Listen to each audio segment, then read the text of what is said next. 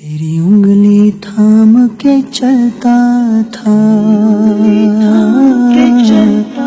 تیری محنت سے چلتا تھا۔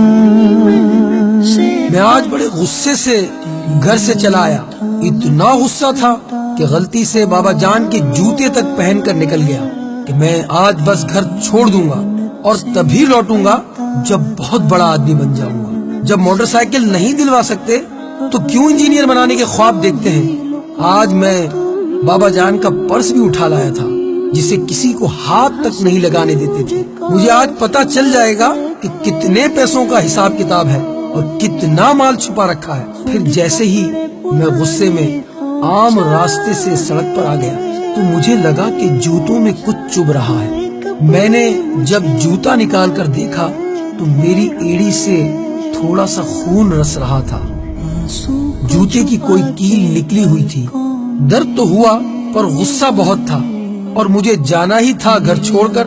جیسے ہی کچھ دور چلا تو مجھے پاؤں میں کچھ گیلا گیلا سا معلوم ہوا۔ غور کرنے پر مجھے معلوم ہوا کہ سڑک پر جگہ جگہ پانی پھیلا ہوا ہے۔ پاؤں اٹھا کر دیکھا تو جوتے کی تلی پھٹی ہوئی تھی۔ جیسے تیسے لنگڑا کر بس اسٹاپ تک پہنچا تو معلوم ہوا کہ 1 گھنٹے تک کوئی بس ہی نہیں۔ میں نے اب سوچا کیوں نہ اس پرس کی تلاشی لی جائے۔ جو ہی میں نے پرس کھولا ایک پرچی مجھے دکھائی دی۔ اس پرچی پر لکھا تھا لیپ ٹاپ کے 40,000 قرض لیے، پر لیپ ٹاپ تو گھر میں میرے پاس ہے۔ دوسری ایک اور پرچی کو میں نے دیکھا، اس میں ان کے آفس کی کسی شوق ڈے کا لکھا تھا۔